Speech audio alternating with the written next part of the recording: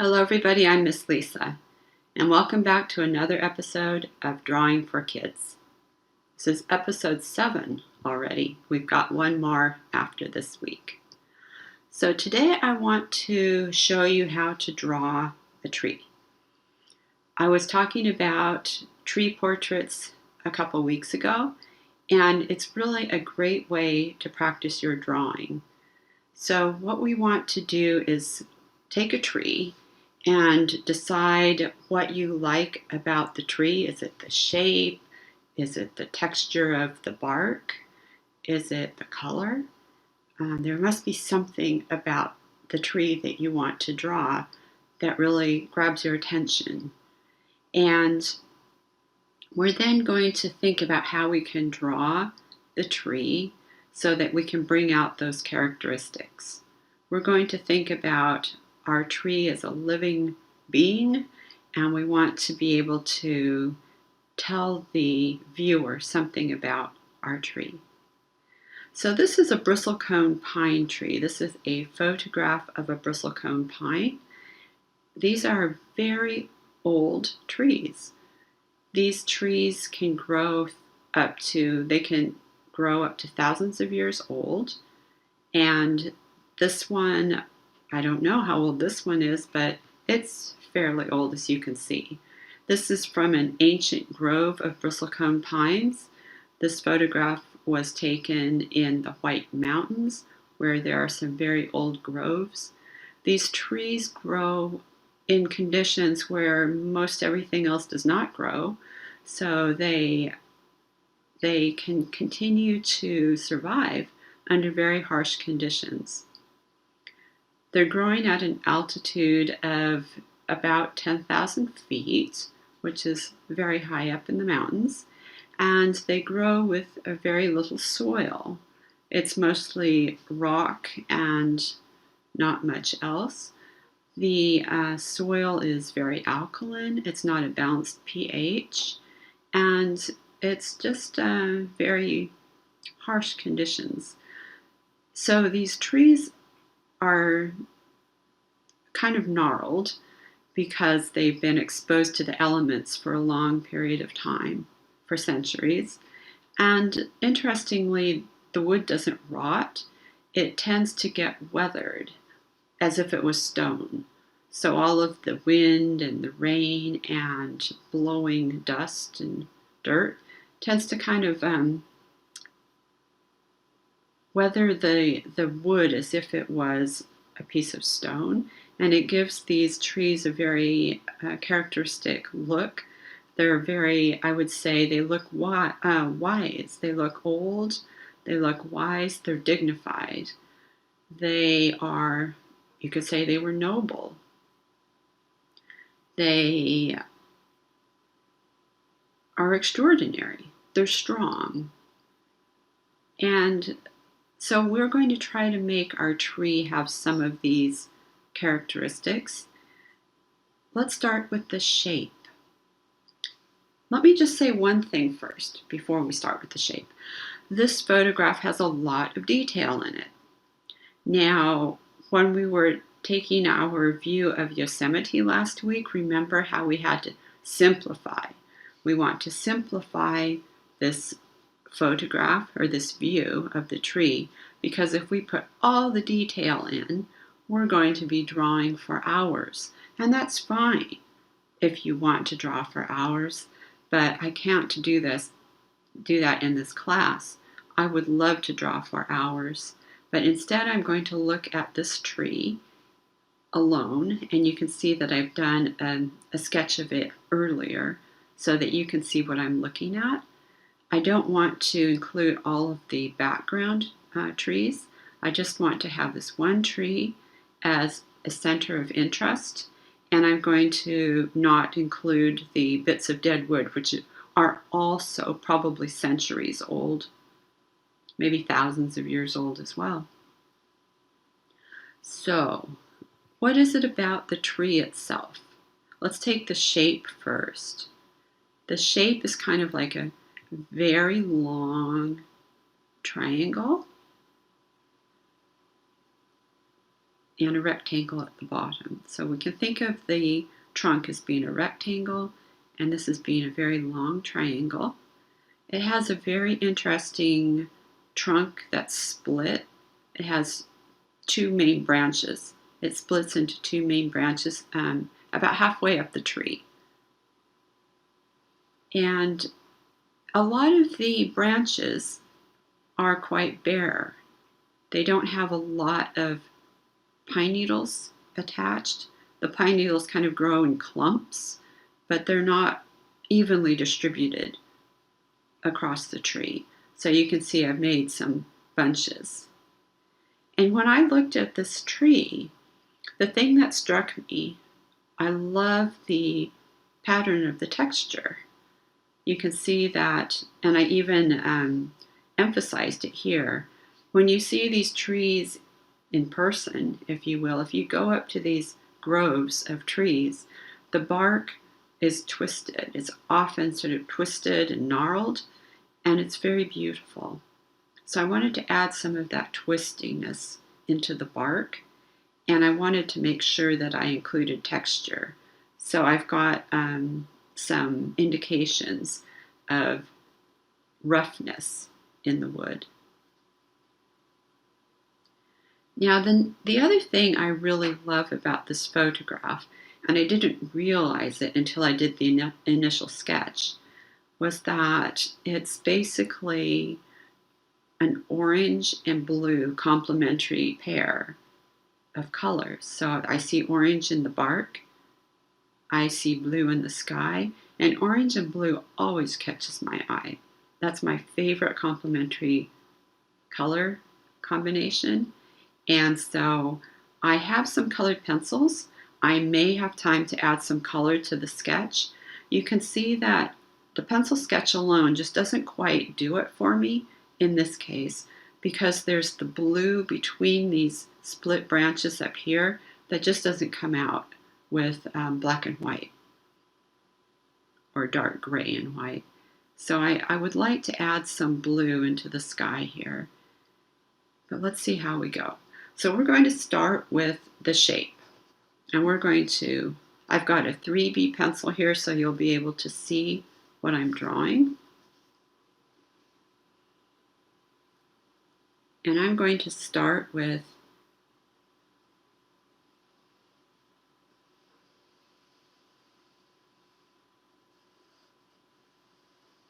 a vertical line that's just slightly tipped to one side.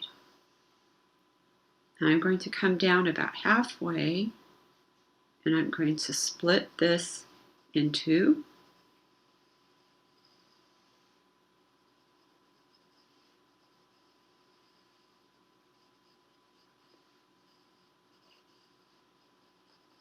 And remember, it doesn't have to look exactly like the photograph, not at all.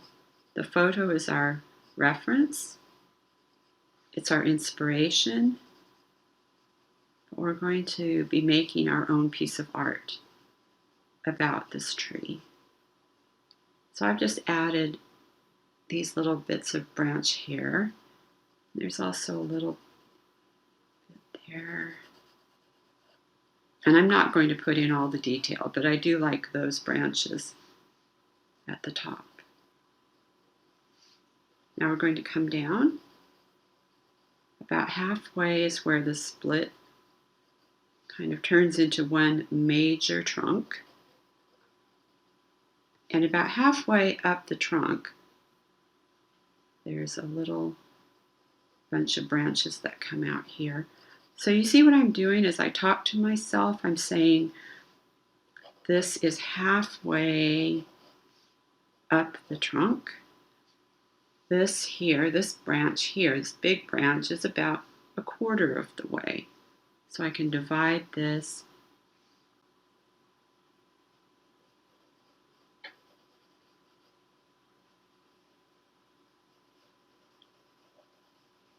and then I'm going to add some twists here. If you've ever drawn rope, all you need to do is put some diagonal lines, and that's sort of like the texture of the wood down here. at the base of the tree.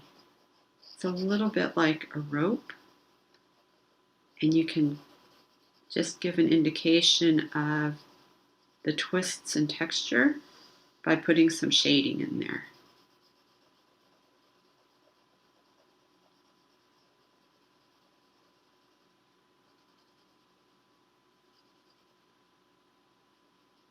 Okay, so let's go up the other side of the tree. That's a major branch there, and it's a little bit higher than this branch.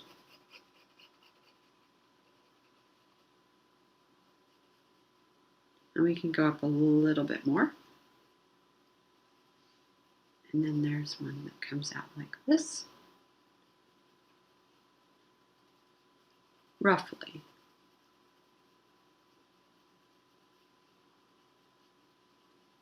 And then there's this fabulous sort of twisted branch here. And it's sort of like a zigzag line. You can think of it like a zigzag that kind of comes out, goes zigzag, zigzag, zig.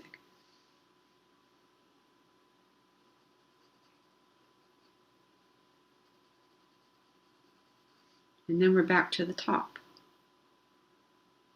We're back to this very long, bare branch.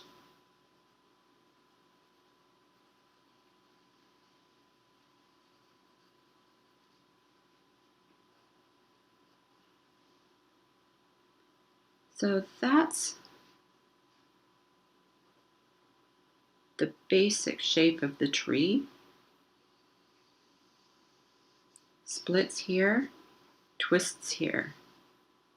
And then the branches are roughly where I see them in the photograph. I'm certainly not making it exact.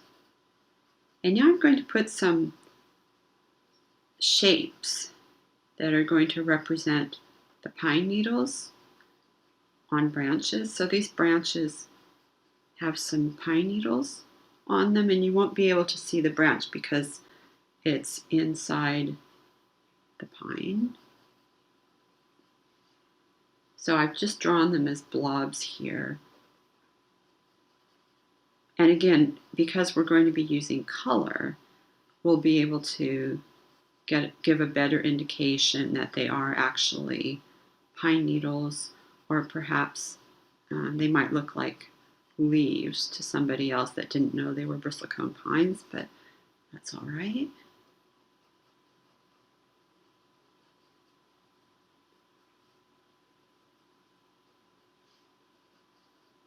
Now, because my paper is in portrait orientation, that helps to give the impression of a very noble, extraordinary tree. It's going to be standing tall, right? It's a proud tree. It's not hunched over, it's standing tall. It's taking up pretty much the height of my portrait turned paper.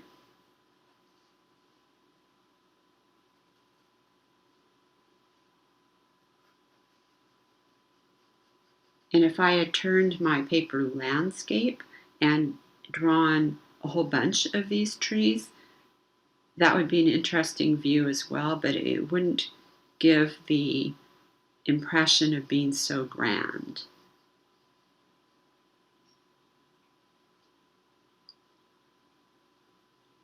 It would be less of a portrait of a tree and more of a landscape of a grove of trees.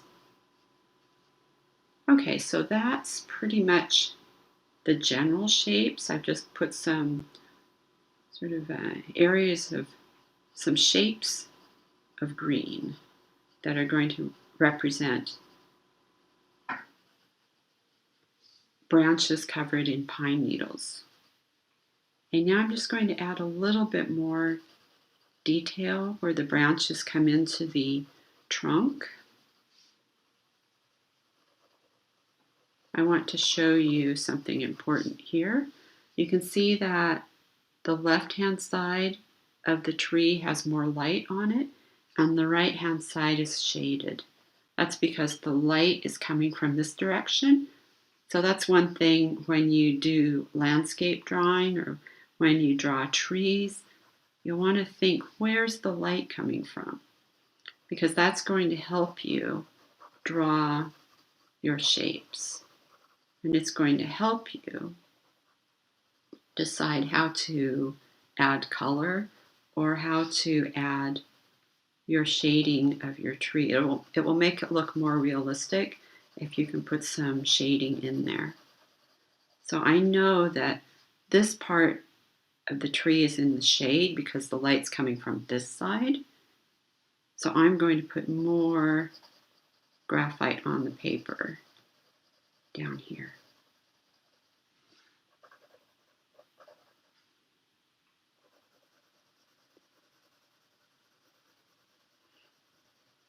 And I'm drawing this.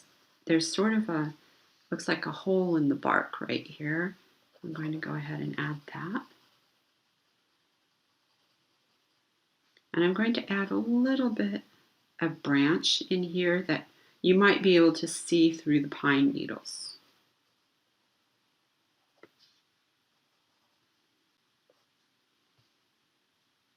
So this branch, you can actually see it goes all the way up there. And then it has more pine needle shapes.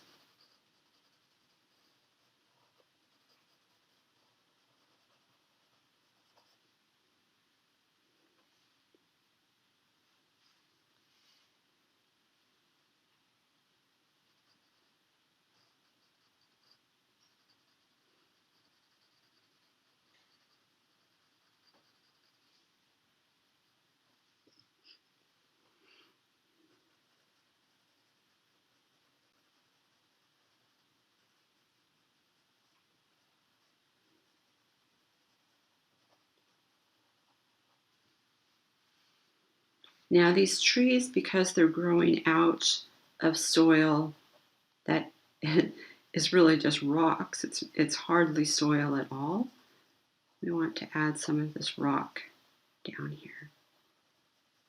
And it's a very light rock. It's almost white, especially with the sun shining on it, it's very blindingly white.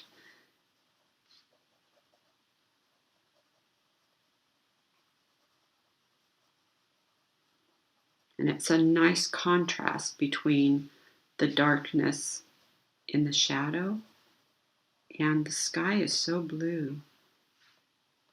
So we have the dark, we have the light, we have the orange in the trunk, and we have shaded areas in the branches. Just a beautiful, beautiful area. And these trees are just so unusual.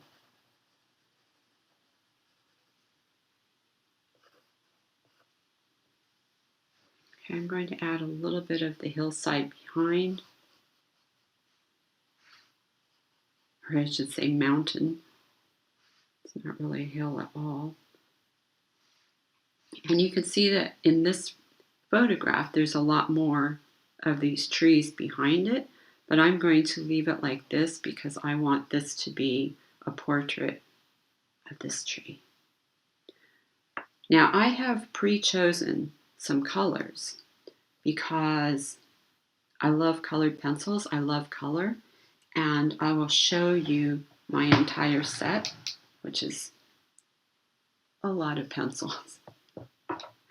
So these are different sets that I have collected and put together. Obviously, it would take forever to go through and choose the colors I want to use, so I did that ahead of time. And these were the colors that I chose for the tree itself.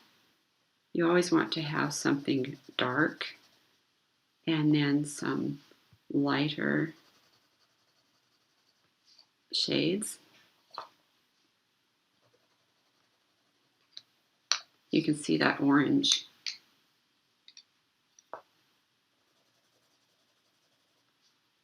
and then a very light one, because you can see that almost looks white.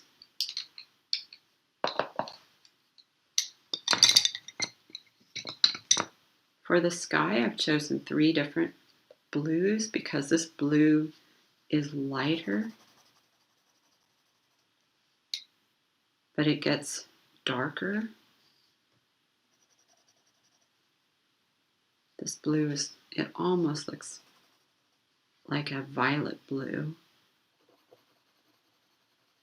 and then a medium blue.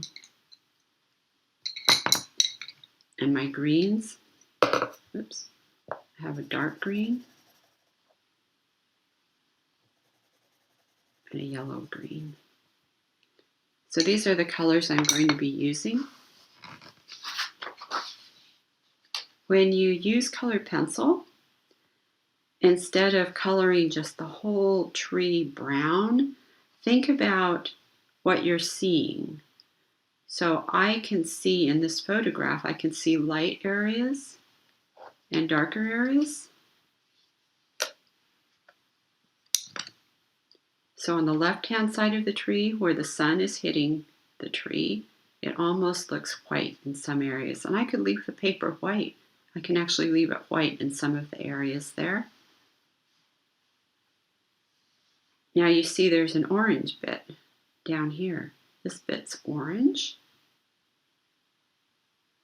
And down here we get the dark, dark browns in these shaded areas because the bark has cracked, and there's a lot of, I'm going to add a little bit more texture even.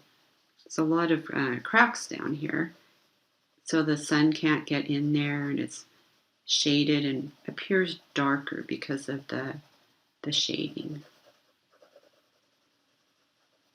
It's a very interesting part of the tree.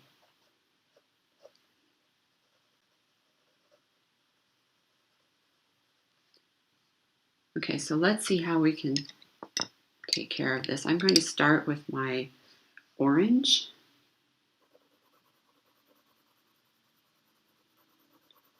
So it's really going to be color plus gray because the pencil is gray and I'm layering color over it.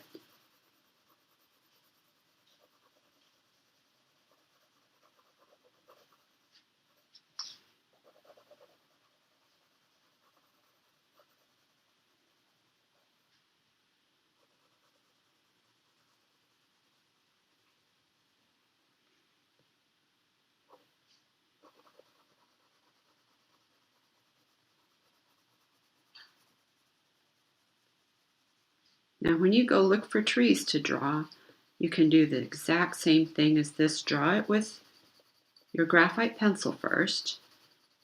Think about the shape. Think about the characteristics of your tree. Is it a happy tree? Is it a bent over sad tree? Is it a worried looking tree? Is it a tree having fun in the wind? Is it a playful tree? Does it enjoy having kids running around it? Is it a happy tree? Okay, so there's some of my orange. Now I'm going to go with the darker brown. And you see I sort of moved around the tree. I'm not just coloring this whole part of the tree. I'm thinking, where is the orange? I'm not even, remember last week I was trying not to even name things. So if I carried on with that today, I wouldn't even be saying I'm coloring the trunk. I would be saying, where are those dark areas? Where are the dark brown areas? I want to color those now.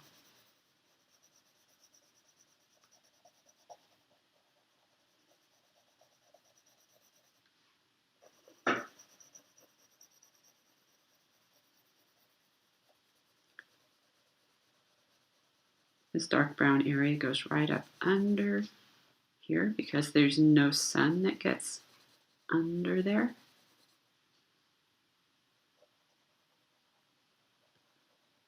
There's not very much sun that gets over here.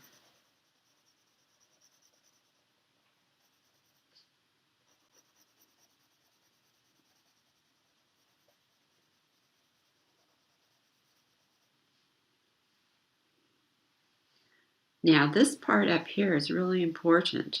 When I was doing this sketch with just my graphite pencil, I couldn't get this part right because I only had gray and white.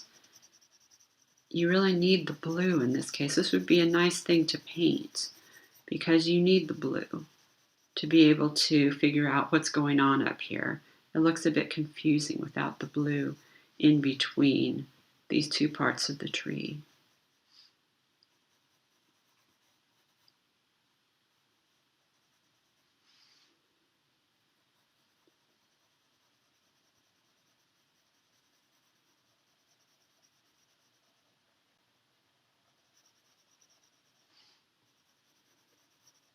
See how adding that dark color starts making it look three-dimensional? We're starting to get that rounded look.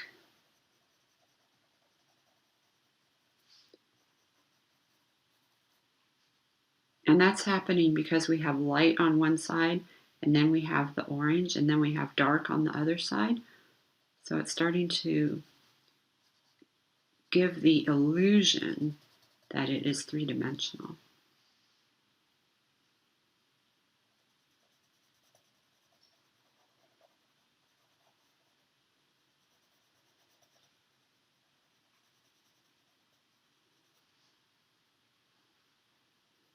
I don't want to put too much dark on this side because the sun is coming down here, but occasionally there's a place where there's a little bit of shadow. Maybe here.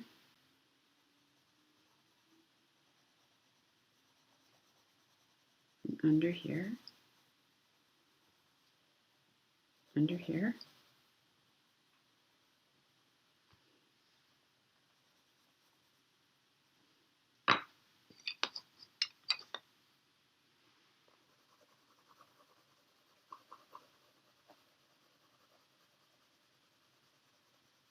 I'm just taking some of that orange on top of this dark brown down here. Kind of blend it together. A little bit over here too. And then we can take the lightest pencil and just add a little bit. I'm going to leave the very edges white, the white of the paper, but I can fill in a little bit of the branch shapes with this color.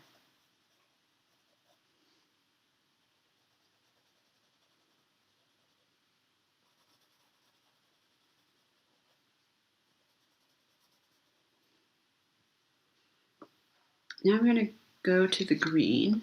I've got a lighter green and a darker green. So I'm going to put my darker green, if we think about these shapes as being branches that are full of pine needles, you can imagine that if the sun is shining this direction, that it's going to be darker away from the sun. So we'll put some dark green here because the branch on top is shading the ones below.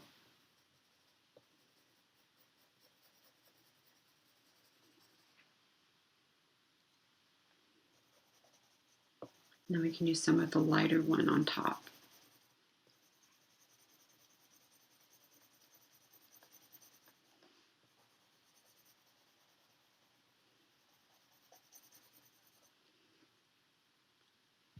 When I was a kid, I was totally able to draw for hours on end.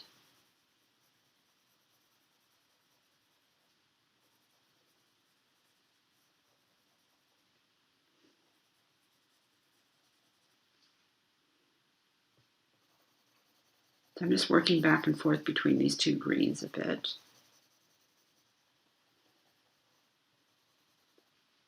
I'm going to go up to this bunch here.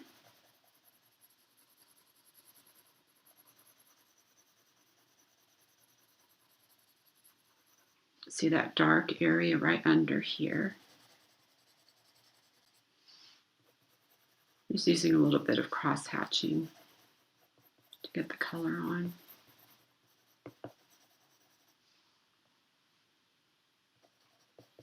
Cross hatching means you can go one direction and then the other.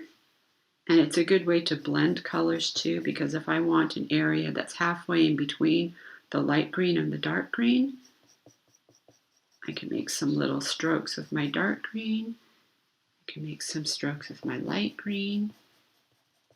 And from a distance, your eye will be able to blend those two together, and you'll get a medium green out of that. So let's look at this bunch down here. Okay, this is going to be a little bit of the dark green. But in general, there's not too much dark green on that one.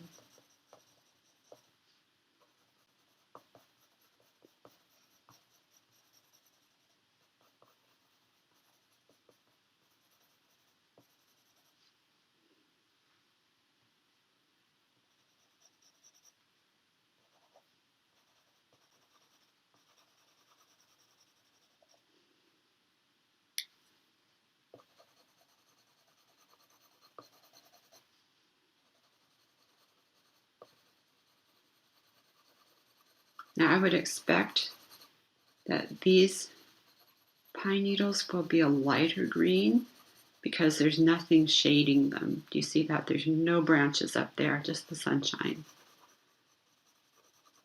So as long as you know what you've got near the thing that you're drawing, you can decide whether it's in shade or not just by looking at what's around it.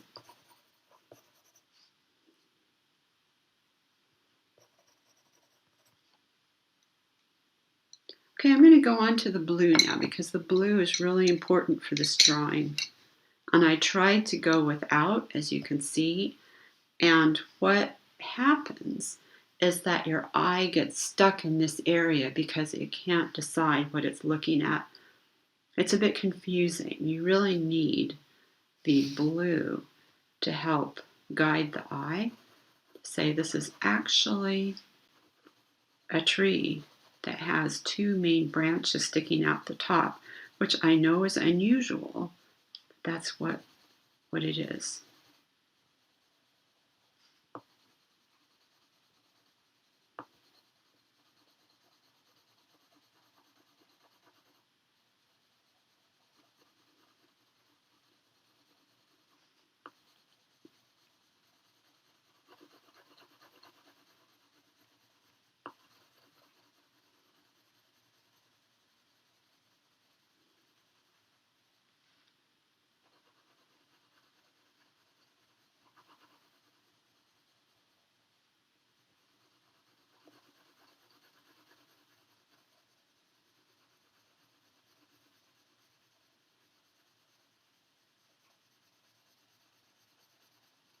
I'm also leaving just a tiny bit of white paper, like I would do if I was making a painting of this, just a little white paper around the branches to sort of help set them aside, set them apart from the background.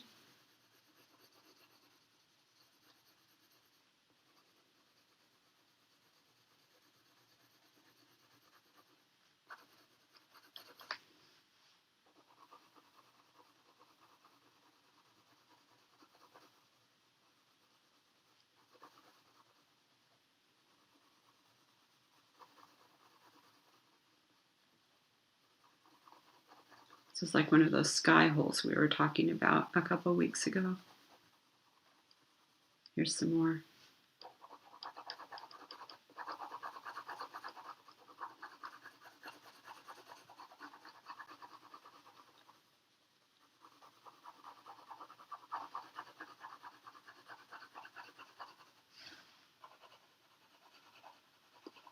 And I'm probably not going to fill this whole thing in because that might not be too exciting for you. But I'm going to switch over to my lighter blue here. So I want to bring it down a little bit lighter near the base of the tree.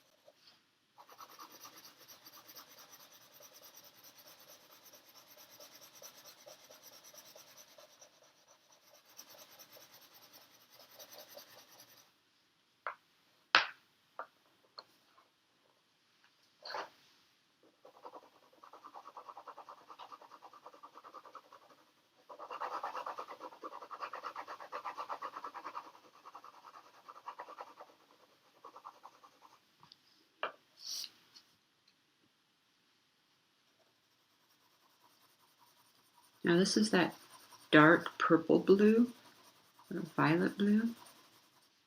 We can just add a little bit of this at the top to really add a good contrast to the white of the branches.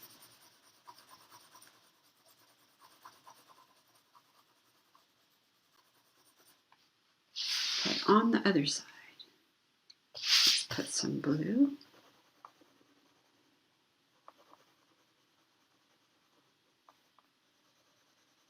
Those little sky holes.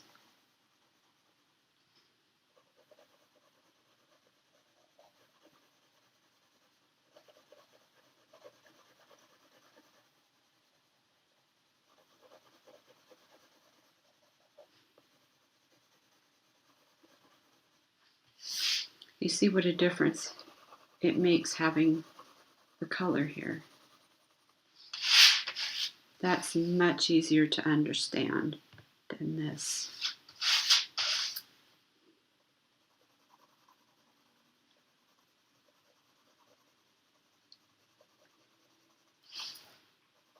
This is why artists do studies before they do a piece of art. They often do different studies first. They'll draw different versions of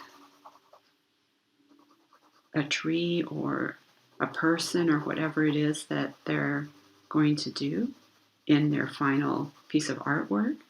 They might try slightly different angles. They might try slightly different colors, or sometimes very different colors, to decide how they want their final piece of artwork to turn out. And it wasn't until I started drawing this that I realized I would absolutely need to use color, which doesn't bother me because I love color, but I wasn't sure I'd be able to get it in the time frame needed to do a class.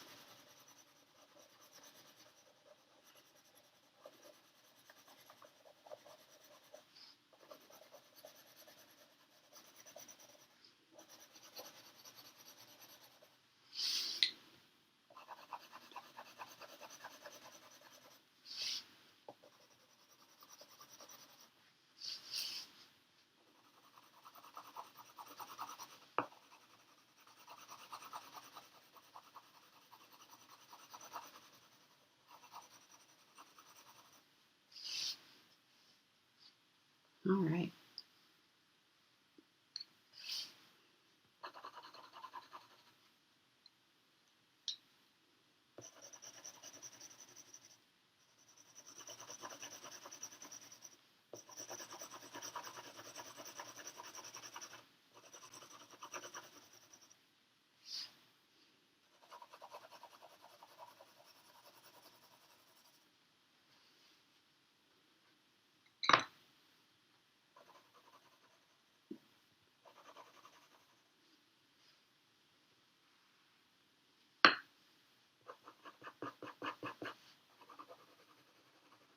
If I had more time, I would make these transitions a little bit cleaner so that we could go from the dark blue to the medium blue to the light blue. without having sort of chunks of different colors, but that's good for now. I think the thing that's missing is a bit of a shadow, because we know that the sun's coming from this side, and you can see there's a shadow down here, so that's kind of important. It's blocked by this piece of dead wood here, but there's actually a shadow that goes from the tree outwards. So you can put that in.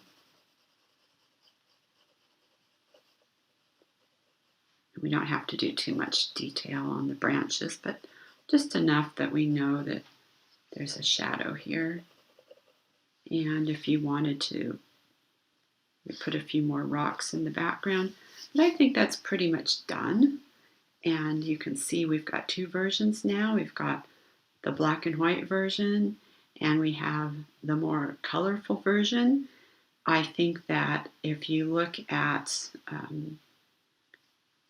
the color version, you've got a lot more information. You're able to see that these are the two branches that come out the top, and they've got some pine needles, clumps of pine needles at the tops of those branches. You can see that there's some texture, some really cool texture. In fact, I could add to this. I could use some of my imagination just a little bit, because some of these trunks are really twisted, and it's a beautiful look. So I can add just a little bit more if I wanted to.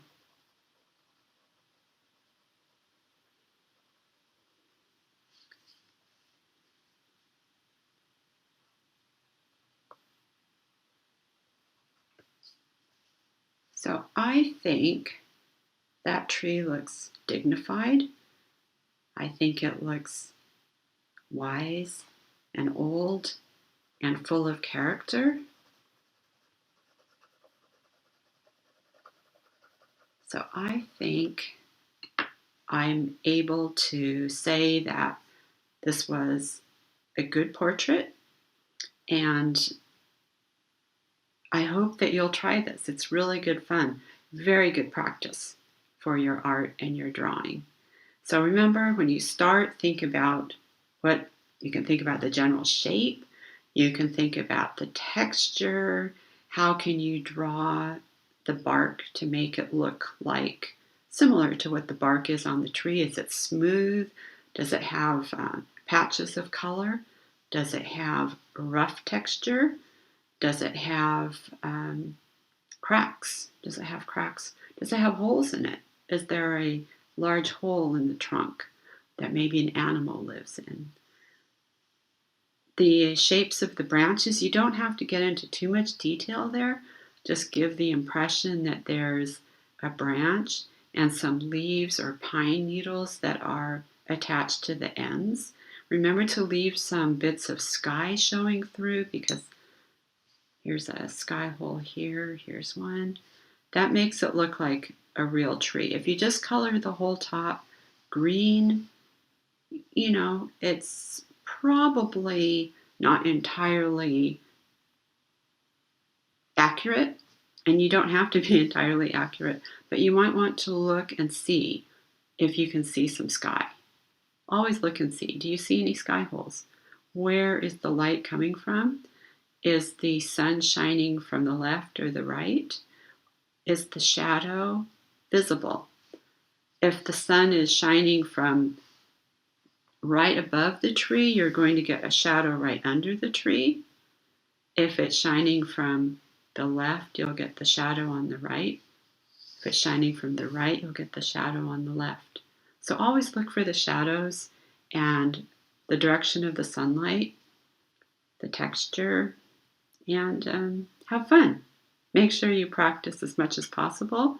If you cannot go outside and draw trees, look for pictures of look for pictures that you can use to draw trees as well.